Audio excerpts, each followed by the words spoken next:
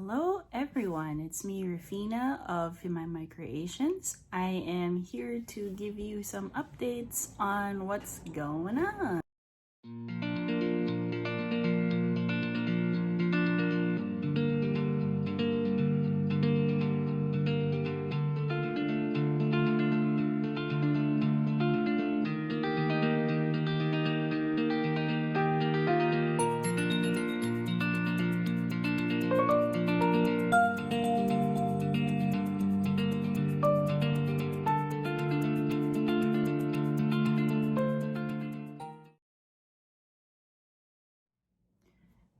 As some of you probably already know, a few weeks ago, some of our loved ones have passed away from both sides of the family, and it has been a rather difficult time to do anything regarding the contest. We actually had to visit our relatives in Gresham, and we also had to have we held a memorial service online using Zoom, and it was practically impossible for me to do anything else besides make some time to remember the lives and celebrate the lives of those who have gone ahead of us, thanks to, well, no thanks to COVID and cancer. Both things are pretty difficult to manage through. I can't really find the right words for this, but it has been difficult, especially with my aunt, who I remember fondly as a woman who has taken care of us and when I was young, along with my siblings, and she taught us how to cook, and she has taken us to places as our chaperone, and she was a very my auntie Mel was a very quiet woman who didn't complain much, really. Even if she has felt pain, and even if she is having a hard time, she never really complained. And when the news hit that she had colon cancer, it was difficult news, and I knew for a fact that, you know, her being old and her being old and weak and living in poverty, unfortunately, has only made circumstances even direr for her. So we've sent some financial support and prayers to the family that she has left behind, and it has been difficult to manage the shop because of these losses. So there is some good news despite all the bad news that has been happening in our family.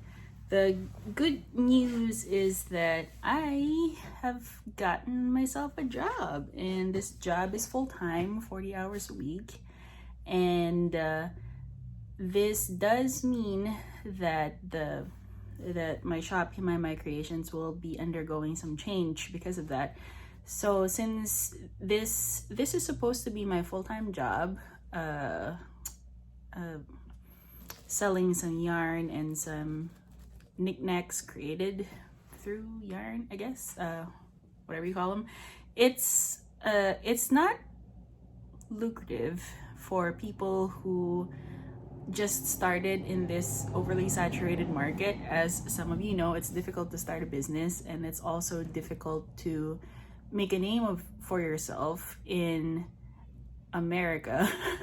it's just hard because, you know, everyone's trying to look for a job, everyone's trying to make things work, make ends meet, and for me, you know, I'm not immune to that. So I actually started looking for a job the moment that we moved to Salem, and I am lucky enough to find a job at a nonprofit, and hopefully we'll be able to make, you know, to still be able to affect change wherever it is that I work and whatever it is that I do. So what does that mean for My Creations? So this definitely means that I will be spending less time spinning, this will also mean that I'll be spending less time creating features of the month. At this point, I am thinking of making the feature of the month as a feature every quarter instead. So I don't know what that looks like quite yet. I will try to at least post one more feature for June, and I start at June 14, so I'm trying to set things up so that the workflow will still be there. So if in case you order anything from my website or from Etsy or from Facebook, at least you would know what my store hours are and how often I would update my shop.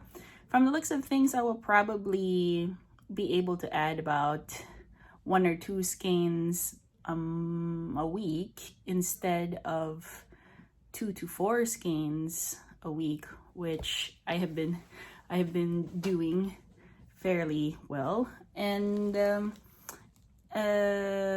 I thought about doing another contest because the 1 skein challenge didn't quite take up as much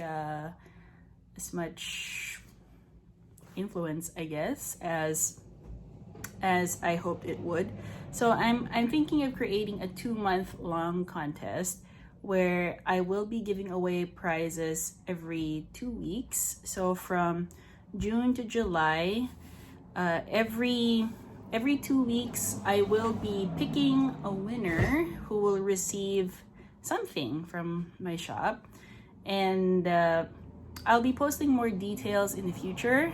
Hopefully not too long from now, probably by tonight or tomorrow. I should be able to set that up, put it in the website, and put it on my Facebook and Instagram. And the first prize that I will be giving away for the first 2 weeks would be this pound of superwash merino wool. It's really nice, really soft and clean, and it came from Berry Apothecary. So if you are interested in learning how to win this prize, just stay tuned on my website. I should be able to post it by tomorrow or tonight. Also, I have updated, well, I haven't really updated anything in the shop yet. I am thinking of spinning a few more skeins before I actually update my inventory. This color of Shetland that is new, I'm thinking about what the name actually is. I think it's macchiato, yeah, and affogato. It's not quite white, that's why I didn't call it like white coffee or anything like that.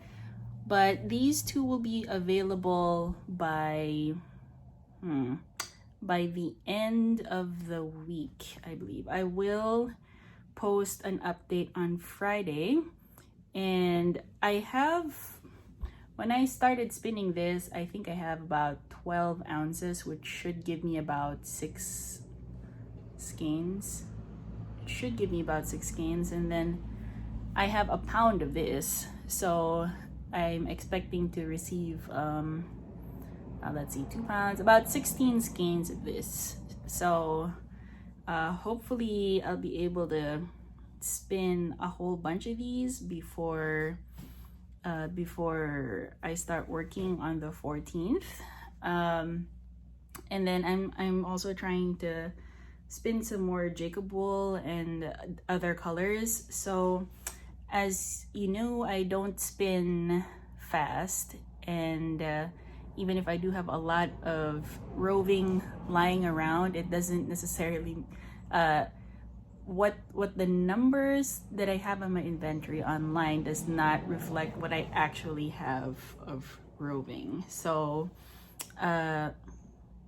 hopefully I'll be able to finish enough so that when I begin the contest that I will be holding for June and July, that you will have enough choices to choose from.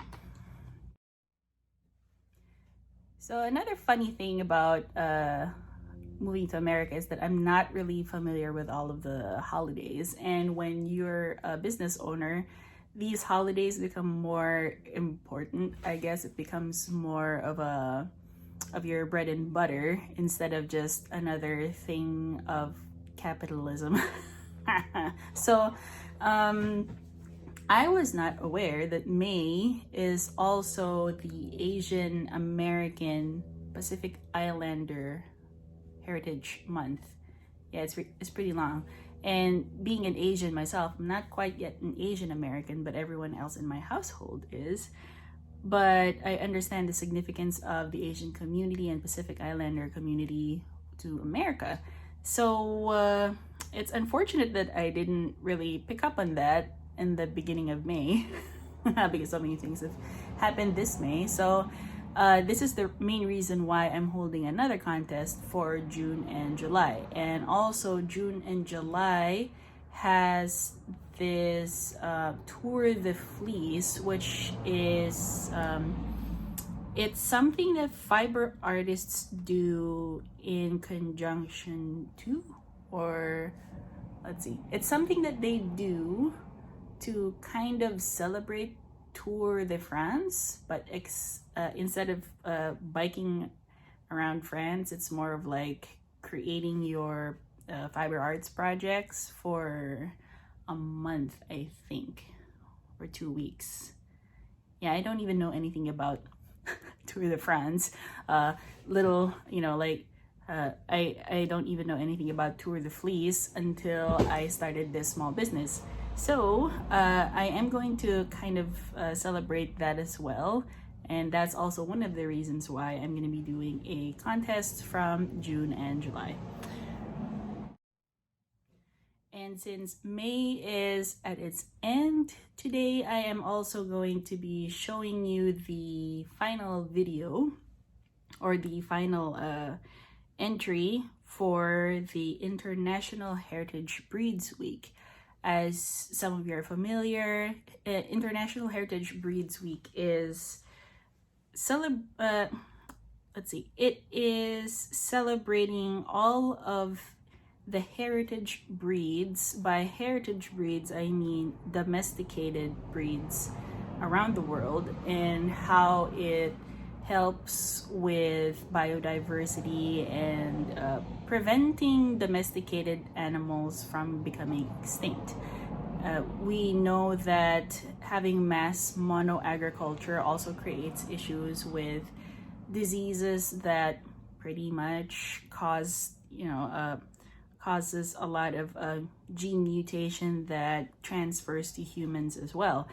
Things like bird flu happen because of overpopulation of the same species of animals being stuck in a cage together, and all of these things that are created by capitalism. And to fight that, International Heritage Breeds Week is trying to create a stronger gene pool by protecting breeds that are older. So a great example of this would be the Navajo Churro sheep, which has a pretty unfortunate history, similar to its people, the Navajo tribe of America.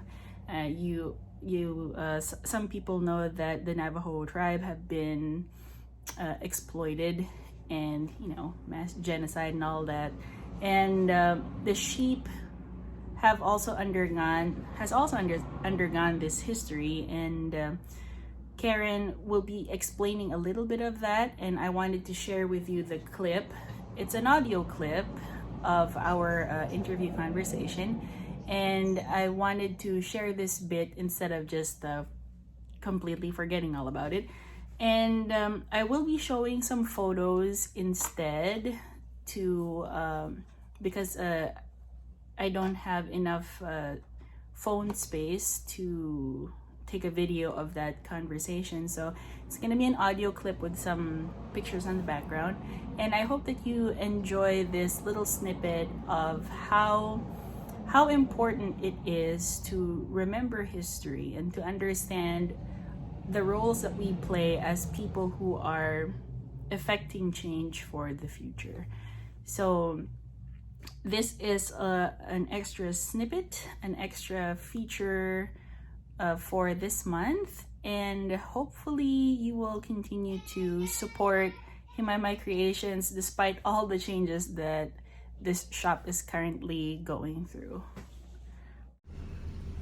So the Conservancy, they're about the same vintage as both the Jacob and the Navajo Churro associations, but they started, so they would start a registry for you, the Conservancy.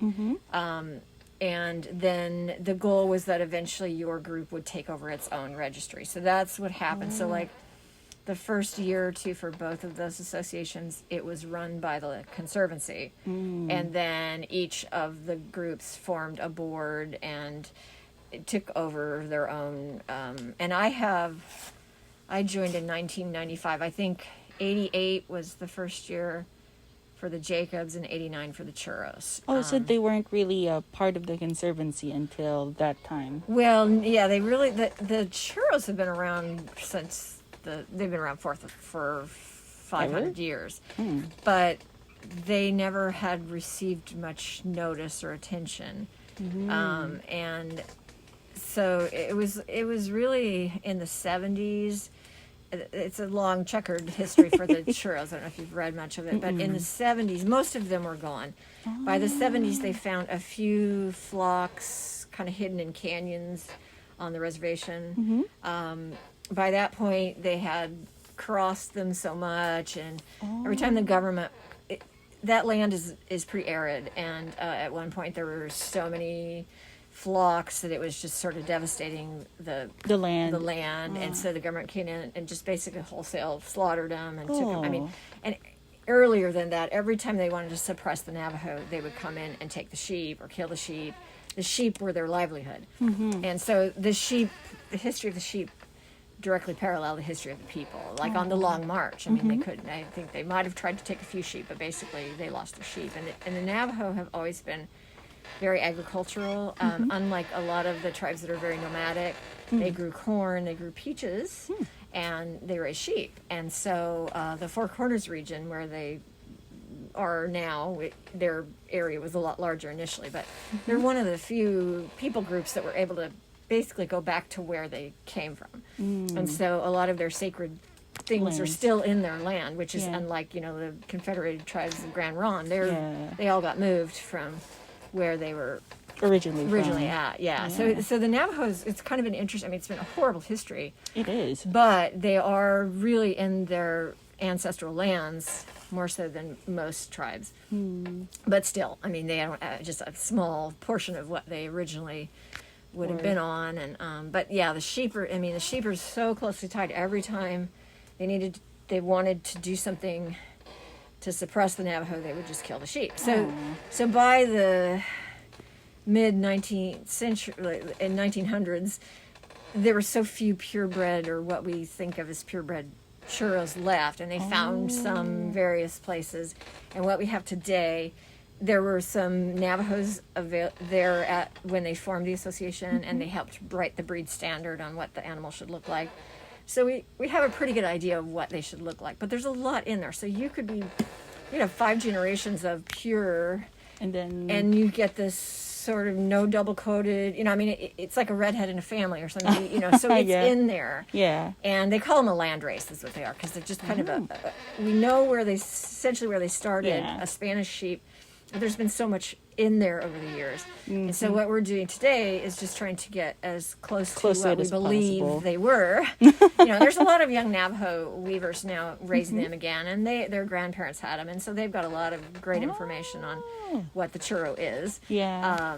So that's kind of what happened. So they had the Conservancy did the first, what they call flock books, which would have been an inventory of the animals and the members at the time, and then each group had a big meeting, and everybody who raised them got together, and they all decided, okay, this is what the breed standard should be, and here's how we're going to register them, and this is what it takes to register. That was all in the late 80s. So the Conservancy then still was I mean, we've always worked hand in hand, but at that point they stepped back from it, from those two groups. But their goal has always been to help any, especially indigenous plants, animals, poultry, and their goal is to keep things that are uniquely American around, and then ultimately, if say it's an animal, livestock species,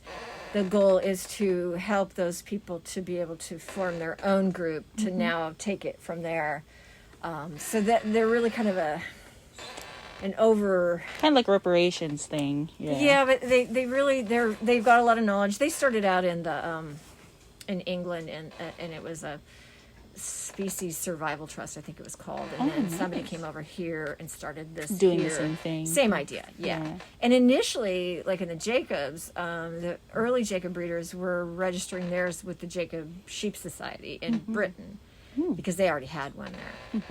So it was kind of they kind of picked their way through it and invented the wheel, and and the Livestock Conservancy was just kind of there to help. I think they sat in on most of the early meetings just as for advice, and also just to see what was going on. And so like today I do the newsletter for the Jacob Association, and nice. If they've got a really great article in theirs, I might run it in ours, and they'll run stuff in theirs about our groups, and so it's still a really good relationship. But I think ultimately their goal is for each type of livestock or whatever to form their own satellite group and start taking over all the management themselves. But then so there's the Livestock Conservancy, and then there's like subgroups like the Shave 'em to Save 'em. Well, that's actually just sponsored by them. Just sponsored by them. It's really it was a concept they came up with. They did another one probably 15 years ago, and it was really, you did one project, and I can't think of the Save the Sheep, I think is what it was. Save the Sheep. And you entered it was a contest. So you picked a breed, and you made an item, and you entered it in the contest. And that people won, and then they did a whole book actually on all the entries and stuff. And it was the first one they ever did, and the whole point was to try and get people to understand about these rare and unusual breeds.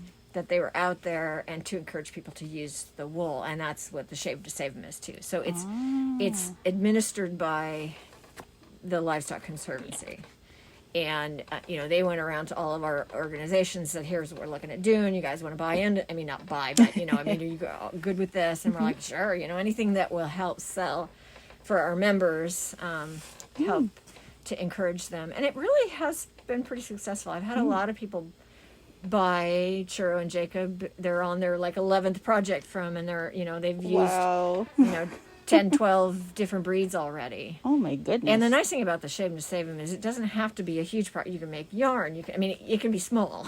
Yeah. So it's not so overwhelming, because the first one they did, you had to be a pretty amazing fiber artist. Really. So that could have been the deterrent. Yeah, this was really more about just explore it, play with it. And they're, the prizes are little, and it's really more just encouragement to get you to try them. Yeah. And it's really been helpful. I even have somewhere in here, I have a videotape of that they put out on the rare breeds. There are a number of teachers out there who will tell you, like with the churro, that you should separate out the inner coat, which is really not what churro is about. It's a weaving wool. It's meant to be spun together. Yeah.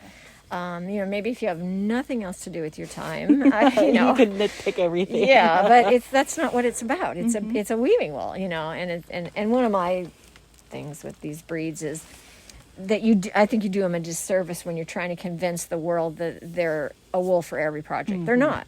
They have specific uses, and what they're useful for, they're fabulous at. But they're not merino. They're not. They're not a be all end all. No such thing. And you need to understand your wool, and when you're selling it to someone, find out what they want to do with it. And honestly, if someone wants to do something and I don't think what they're looking at is going to do it, I'll tell them that, because they're going to be disappointed, and usually the unhappy people tell a whole lot of people, and you don't want them unhappy. Yeah. Well, the unhappy people are usually the ones who don't know what they're talking about.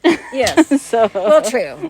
But I think as a producer, it pays to find out what the people want to do with it and make sure that give them the best chance of success they can. Because I've done a lot over the years. I've taken like, you know, my dog and pony show to like Aurora colony weavers, and I've given a presentation, and you know, and these are breeds that not a lot of people are familiar with, and the few people who are don't always have a good experience with it.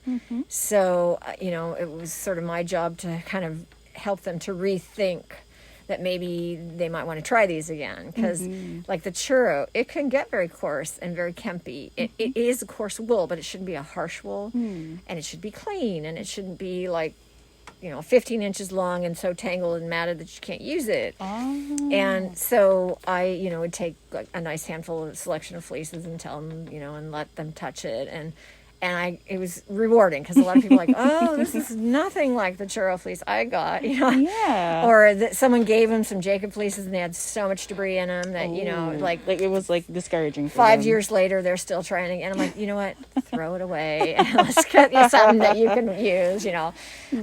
So that's been kind of one of my things over the years is trying to get people to understand how great these wools can be when they're raised well, and the animals are healthy, so the wool is healthy, and there's not too much debris, and you know. But I know within even my breeds, there's a lot of people that never use the wool. They don't understand the wool, so when they're trying to sell the wool, they don't really. I think, you know, to me as a breeder, the first thing you should do is learn about your wool. Yeah. You don't have to become a great spinner. You don't have to use it, but you got to understand. If you're going to sell it, you better understand what it is, so you know what you're selling someone, you know.